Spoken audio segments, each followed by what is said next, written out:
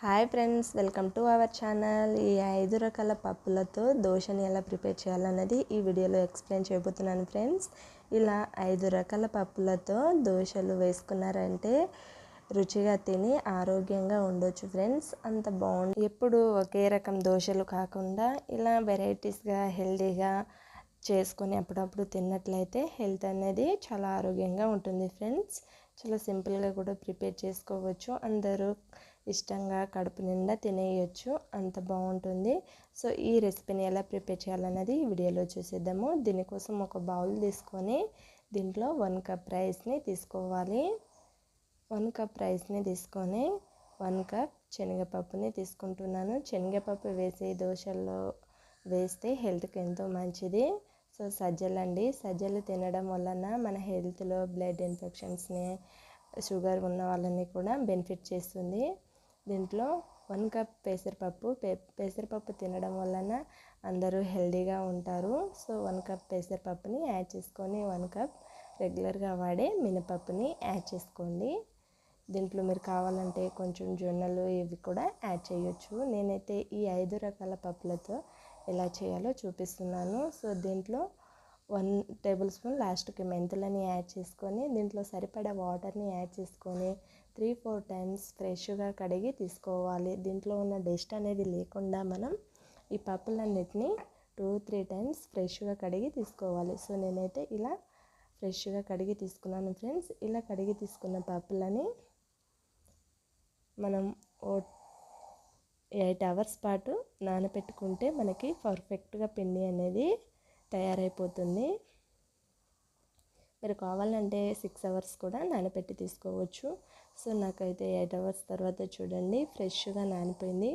Night నానబెట్టి morning కూడా పిండిని ప్రిపేర్ చేసుకోవచ్చు. మార్నింగ్ నానబెట్టి నైట్ కూడా పిండిని ప్రిపేర్ చేసి పెట్టుకోవచ్చు. సో ఇలా నానిపోయిన పప్పుల్ని తీసుకొని ఒక మిక్సీ జార్ తీసుకొని దీంట్లోకి యాడ్ చేసుకుంటూ తీసుకోవాలి. మనకి కావాల్సినంత యాడ్ చేసుకొని పిండిని రెగ్యులర్గా చేసే దోశ పిండిలా మెత్తగా రుబ్బుకొని తీసుకోవాలి. మీ దగ్గర గ్రైండర్ అనేది అవైలబుల్లో ఉంటే ఒకసారి గ్రైండర్లో యాడ్ చేసి మెత్తగా రుబ్బుకొని తీసుకోవచ్చు ఫ్రెండ్స్. నేనైతే మిక్సీలోనే చూపిస్తున్నాను. సో ఇలా రుబ్బుకున్న పిండిని ఒక బౌల్ తీసుకొని బౌల్లోకి యాడ్ చేసేసుకోవాలి. ఇలా కంప్లీట్గా ఒక బౌల్లోకి యాడ్ చేసేసుకొని మనకి మిగతా పిండిని కూడా సేమ్ ప్రాసెస్లో ఇలాగే రుబ్బుకొని తీసుకోవాలి. ఇలా రుబ్బుకున్న పిండిని సేమ్ ప్రాసెస్లో యాడ్ చేసేసుకోవాలి. ఇలా కంప్లీట్గా యాడ్ చేసేసుకున్నాక మనకి ఎంత పిండి స్టోర్ చేసుకుంటే అంత వాటర్ కొంచెం తక్కువ వేసి పిండి అనేది ఇలా కొంచెం గట్టిగా రుబ్బుకొని తీసుకున్నట్లయితే మనకి 3-4 డేస్ వరకు ఫ్రెష్గా స్టోర్ చేసుకోవచ్చు ఫ్రెండ్స్. ఈ పిండిని చూడండి, 1 గంట లేదా ఒక స్పూన్తో ఇలా ఒకే రోజు తిప్పుకుంటూ పిండి అనేది అంతా ఒకసారి కలుపుకొని తీసుకోవాలి. ఇలా కలుపుకున్న పిండిని ఒక మూత పెట్టి పక్కన పెట్టేసుకోవాలి. ఇలా 3-4 అవర్స్ పాటు పక్కన పెట్టేసుకున్నట్లయితే చూడండి మనకి పొంగుతూ గిన్నె నిండా అయిపోయింది పిండి అనేది. సో ఇలా అయిపోయిన ఈ పిండిని మనకి కావాల్సినంత పిండిని ఒక బౌల్లోకి తీసుకుందాము. అలా కావాల్సినంత పిండి ఒక బౌల్లోకి తీసుకొని దోశలు వేసుకోవాలి. ఈ పొంగుతూ వచ్చిన పిండిని ఒకసారి అంతా కలుపుకొని తీసుకోండి ఫ్రెండ్స్. ఇలా కలుపుకున్నట్లయితే మనకి పిండి క్వాంటిటీ పర్ఫెక్ట్గా వచ్చినట్లు. సో ఇలా కంప్లీట్గా కలుపుకున్నాక ఇలా ఒక బౌల్ తీసుకొని మనకి కావాల్సినంత పిండిని దీంట్లోకి యాడ్ చేసుకోవాలి. సో ఇలా సుమారుగా నేనైతే 2 గంటల పిండిని తీసుకున్నాను. ఇలా తీసుకొని దీంట్లోకి కొంచెం సాల్ట్ని యాడ్ చేసుకొని నేనైతే 1/2 టీ స్పూన్ సాల్ట్ని యాడ్ చేసుకున్నాను. దీంట్లో గట్టిగా ఉంది కదా, మనకి దోశ పిండిలా ప్రిపేర్ చేసుకోవాలంటే కొంచెం వాటర్ని యాడ్ చేసి తీసుకోవాలి. కొన్ని వాటర్ని యాడ్ చేసుకొని మనం రెగ్యులర్గా దోశ పిండిని ఎలా ప్రిపేర్ చేస్తామో సేమ్ క్వాంటిటీలో ఇలా వీడియో క్లిప్లో చూపిస్తున్నట్టుగా ప్రిపేర్ చేసి తీసుకోవాలి. ఇలా ప్రిపేర్ అయ్యాక పక్కన పెట్టేసుకొని స్టవ్ మీద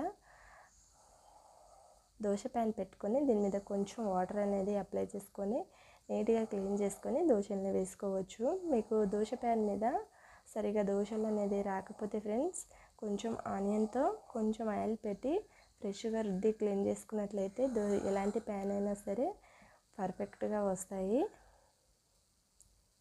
సో ఇలా దోశని ఇటు అటు కాల్చుకుంటూ తీసుకుంటే మనకి ఎంతో రుచికరమైన పర్ఫెక్ట్ దోశ రెడీ అయిపోయింది. సో ఇలా చేసుకొని నేను ఇంకో దోశను కూడా సింపుల్గా సేమ్ ప్రాసెస్లో ఎలా చేయాలో చూపిస్తాను చూడండి.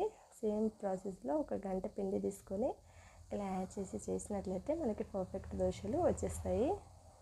సో సేమ్ ప్రాసెస్లో ఇటు అటు కాల్చుకొని తీసుకోవాలి. ఇలా కాల్చుకున్నాక తీసి ఒక ప్లేట్లోకి యాడ్ చేసేసుకోవాలి. సో మనకి కావాల్సిన దోశల్ని సేమ్ ప్రాసెస్లో వేసుకొని తినేయచ్చు. ఎన్ని కావాలంటే అన్నీ. ఇలా యాడ్ చేసుకున్న దోశని మనం ఎలాంటి పచ్చడితో అయినా సర్వ్ చేసుకొని తిన్నట్లయితే సింపుల్గా టేస్టీగా చాలా బాగుంటుంది.